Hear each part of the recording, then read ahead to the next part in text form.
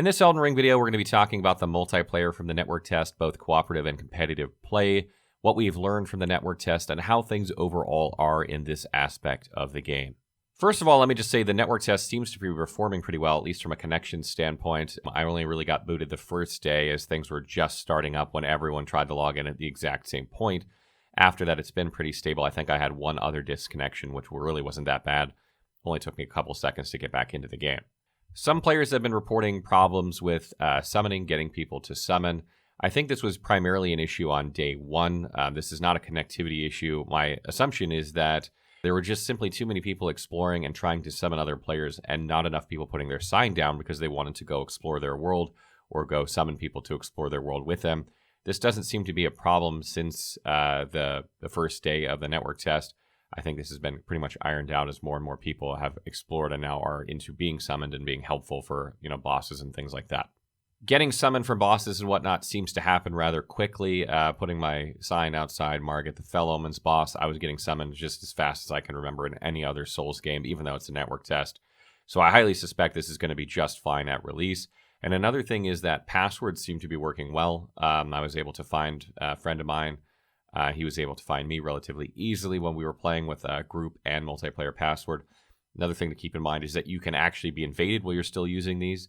So if you are someone who is worried about, I want to be invaded, but I want to play with my friends, no need to worry about that. That's still a thing. Don't worry about it.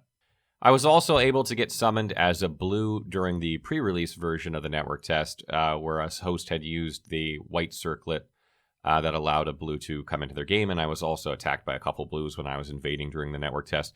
So that seems to be working. There are not a ton of players using the white circlet, so if you're trying to play as a blue, keep in mind that players have to use that white circlet in order for you to get summoned should they get invaded. Because this is not a Covenant-related item, or at least it doesn't seem to be in the network test, I feel like you're going to see a lot more blues in the final version of the game compared to like Dark Souls 3. Because it's not going to take up a Covenant slot in order to do it. You're just going to use an item, and then if someone invades you, you'll get a blue to come help you. Another interesting thing about this item is you can actually use it post being invaded, meaning once you get invaded, you can use it, and it will grab a blue to come help you. So I feel like the advantage on terms of the host is probably the strongest it's ever been. They can't be invaded while they're solo, which means they're going to have one cooperator at minimum, unless they use the item that allows them to be invaded, in which case they're probably set up for PvP where they wouldn't do that in a lot of cases. And then if you use this as well, you're going to get a blue. That's assuming you don't have two phantoms already. So it's going to be 3-on-1 a lot of the time when you're invading. My experience with invasion so far in the network test is that I was outnumbered 2-on-1 probably 50% of the time. The other 25% of the time it was 3-on-1, and then the other 25% of the time it was probably just one player that used a finger. Obviously, we're looking at a much tighter net of players. Probably people playing in this network test are Soulsborne veterans for the most part. I doubt there's too many new players. I'm sure there are some, but I think people who knew about when to apply for this and people that have been looking at it like on the Reddit or the Discord, obviously players that are invested in this from software titles. So I think you're probably looking at a player base that's more PvP familiar than will be at launch. That said, I think I won about 40 or 50% of my invasions, which is pretty staggeringly high in my opinion for being outnumbered most of the time. And I'm not particularly a great PvP player. I did not hang around in PvP constantly in Dark Souls 3 or the other Souls games, even though I really enjoy PvP at launch. But after everyone sort of figures out the meta and the bugs and exploits, it kind of ruins it for me and I move on. So I don't consider myself a very good PvP player, so I thought that it was a very, very high number, especially when you factor in that a lot of these players are Soulsborne veterans. What I think contributes to this is that there are so many enemies on the landscape. This is something that's never been really present in the Souls games, enemies in this quantity.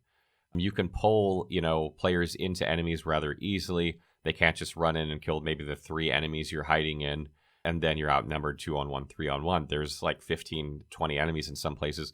And there's also, riding enemies. Like one point I was fighting somebody and one of those mounted northern mercenaries came behind him and hacked him in the face and then was chasing him around while I chased him. There's also, like really deadly magic and spells that make fighting to your advantage while you're PvPing.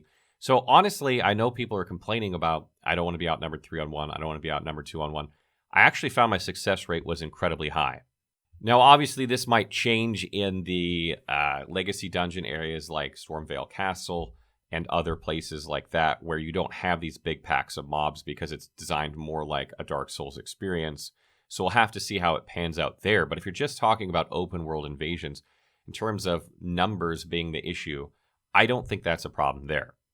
Now, there are other issues with multiplayer as well. Jumping adds a whole nother dynamic to combat, which is both good and bad.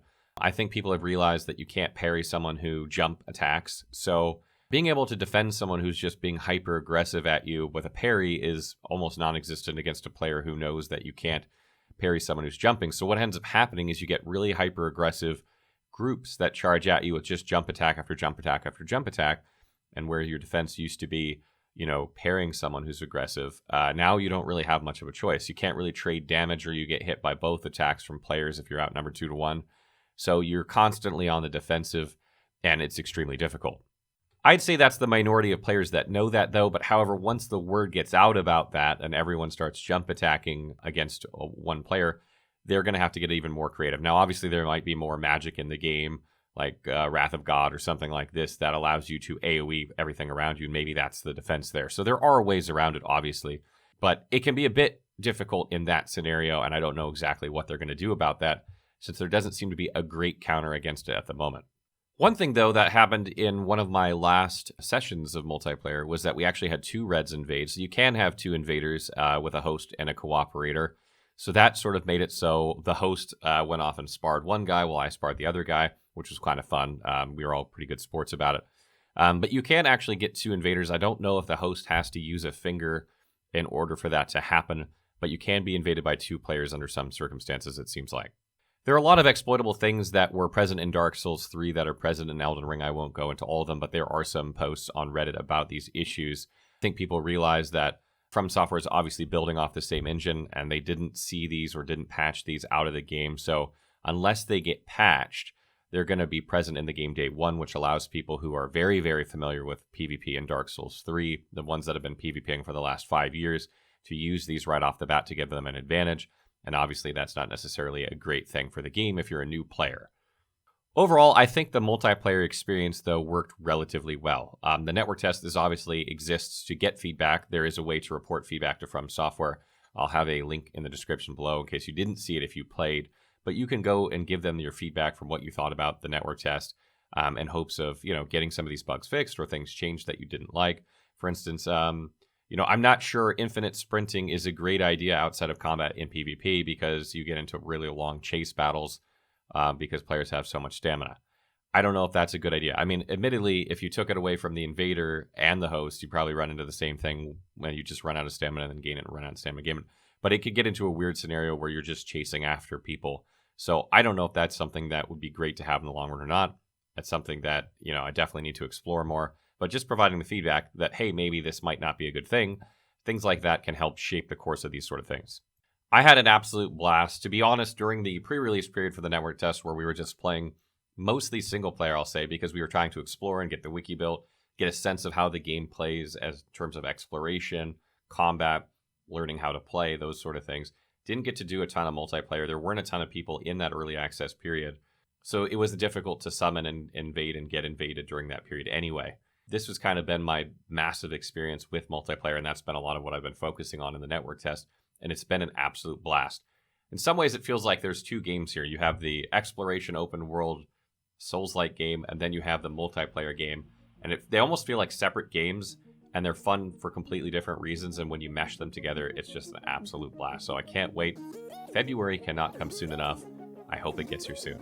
What did you guys think of the network test? Did you guys manage to watch footage if you didn't play? And if you did play, how was your experience? Let us know in the comments below.